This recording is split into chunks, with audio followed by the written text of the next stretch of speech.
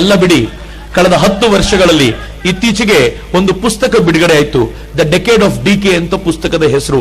MR Venkatesh ಅಂತ ಈ ಚೆನ್ನೈನ ಒಬ್ಬ ಶ್ರೇಷ್ಠರಾಗಿರುವಂತ ಎಕನಾಮಿಸ್ಟ್ ಬರೆದಿರುವಂತ ಪುಸ್ತಕ. ಅವರನ್ನು ತುಂಬಾ ಗಂಭೀರವಾದ ಮಾತನ್ನು ಹೇಳ್ತಾರೆ.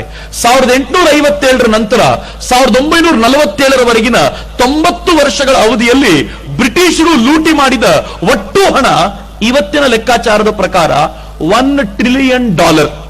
$1 ಟ್ರಿಲಿಯನ್.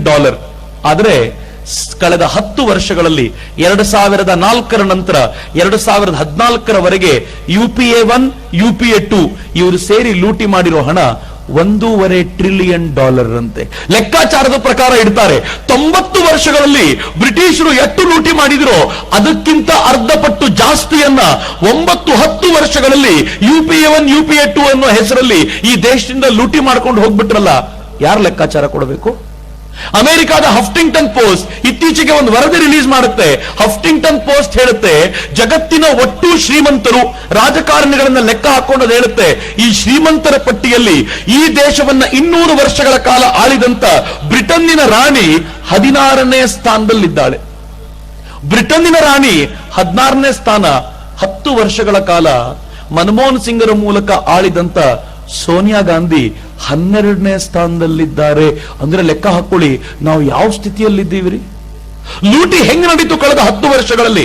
ಯಾರಾದ್ರೂ ದಯವಿಟ್ಟು ಇದಕ್ಕೆ ಈ ಪ್ರಶ್ನೆಗಳನ್ನ ದಯವಿಟ್ಟು ಕೇಳಬೇಕು. ಹೆಂಗ್ ನಡೀತು ಲೂಟಿ? ನಾನು ತಮಾಷೆಯಾಗಿ ಇದನ್ನು ಜೋಡಿಸ್ತೀನಿ. ಮೊದಲಿಗೆ ಕಾಂಗ್ರೆಸ್ ಬಂದ ತಕ್ಷಣ ಆಕಾಶ ನೋಡ್ತಂತೆ, ಇಲ್ಲಿ ಲೂಟಿ ಮಾಡ್ಲಿಕ್ಕೆ ಏನಾದ್ರೂ ಇದೆಯಾ ಅಂತ. ನಾನೊಂದು ಗಾದೆ ಮಾತುಂಟು, ರವಿ ಕಾಣದ್ದನ್ನು ಕವಿ ಕಂಡ ಅಂತ. ಈ ಕಾಂಗ್ರೆಸ್ಸಿಗರಿಗೆ ಸ್ವಲ್ಪ ಚೇಂಜ್ ಮಾಡಬೇಕು. ನಮಗೂ ಕಾಣಿಸದೇ ಇದ್ದಿದ್ದು ಕಾಂಗ್ರೆಸ್ಸಿಗರಿಗೆ ಕಾಣಿಸುತ್ತೆ ಅಂತ. ನೀವು ಯೋಚನೆ ಮಾಡಿ, ಕೈಯಲ್ಲಿ ಮೊಬೈಲ್ ಹಿಡ್ಕೊಳ್ತೀವಿ, ಸಿಗ್ನಲ್ ಕಾಣುತ್ತೆ, ಮೊಬೈಲ್ ಅಲ್ಲಿ ಟವರ್ ಕಾಣುತ್ತೆ, ನಡುವೆ ಹಾದು ಬಂದಿರೋ ಸಿಗ್ನಲ್ ನಮ್ಗೆ ಕಾಣದೇ ಇಲ್ಲ. ಕಾಂಗ್ರೆಸ್ಸಿಗರಿಗೆ ಅದು ಕಾಣುತ್ತೆ. ಇವರು ಆ ನಡುವೆ ಹಾದು ಬಂದಿರೋ ಸಿಗ್ನಲ್ ಅನ್ನ 2G ಸ್ಕ್ಯಾಮ್ ಅನ್ನೋ ಹೆಸರಲ್ಲಿ ಈ ದೇಶದಲ್ಲಿ ಎಂತ ಭಯಾನಕವಾದ ಲೂಟಿ ಮಾಡಿದ್ರು ಅಂದ್ರೆ, 2G ಸಿಗ್ನಲ್ಗಳನ್ನ ತಮಗೆ ಬೇಕಾದವರಿಗೆ ಹಂಚಿಕೊಳ್ಳಿಕ್ಕೋಸ್ಕರ ಈ ದೇಶದಲ್ಲಿ ಒಂದು ದೊಡ್ಡ ಪ್ರಮಾಣದ ಲೂಟಿ ಮಾಡಿದ್ರು. ಈ ಲೂಟಿಯ ಒಟ್ಟು ಮೊತ್ತ ಈ ದೇಶ ಹಿಂದೆಂದೂ ಕೇಳರಿಯದಂತ ದೊಡ್ಡ ಮೊತ್ತವಾಗಿತ್ತು. ಇಡೀ ದೇಶ ಒಮ್ಮೆ ಗಾಬರಿ ಆಗ್ಬಿಡ್ತು.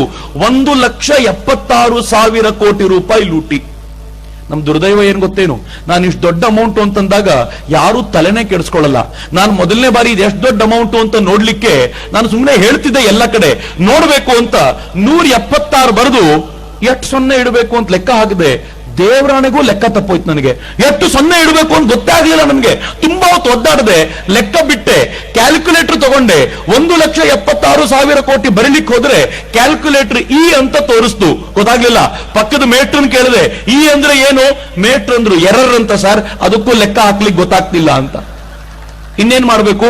ನಾನು ಮನೆಗೆ ಬಂದೆ, 1,76,000 ಕೋಟಿ ಸ್ವಲ್ಪ ಯಾಕೋ ನಂಬರ್ ಸರಿ ಇಲ್ಲ ಅಂತ 76,000 ಕೋಟಿ ಪಕ್ಕಕ್ಕಿಟ್ಟು, ನಂಬರ್ ಮಾತ್ರ ದುಡ್ಡಲ್ಲ, ಬರೀ 76,000 ಕೋಟಿ ಪಕ್ಕಕ್ಕಿಟ್ಟು 1,00,000 ಕೋಟಿಯನ್ನ ಕಂಪ್ಯೂಟರ್ ಫೀಡ್ ಮಾಡಿ ನಾನು ಕೇಳಿದ್ರೆ, ದಿನಕ್ಕೆ 1 ಕೋಟಿ ರೂಪಾಯಿ ಖರ್ಚು ಮಾಡಿದ್ರೆ, ಐ ರಿಪೀಟ್, ದಿನಕ್ಕೆ 1 ಕೋಟಿ ರೂಪಾಯಿ ಖರ್ಚು ಮಾಡಿದ್ರೆ 1,00,000 ಕೋಟಿ ಖರ್ಚು ಮಾಡ್ಲಿಕ್ಕೆ ಎಷ್ಟು ದಿನ ಬೇಕು ಅಂತ ಕೇಳಿದ್ರೆ ಕಂಪ್ಯೂಟರ್ ಉತ್ತರ ಕೊಡ್ತು, ಬಹಳ ದಿನ ಬೇಕಾಗಲ್ಲ, 289 ವರ್ಷ ಸಾಕು ಅಂತ.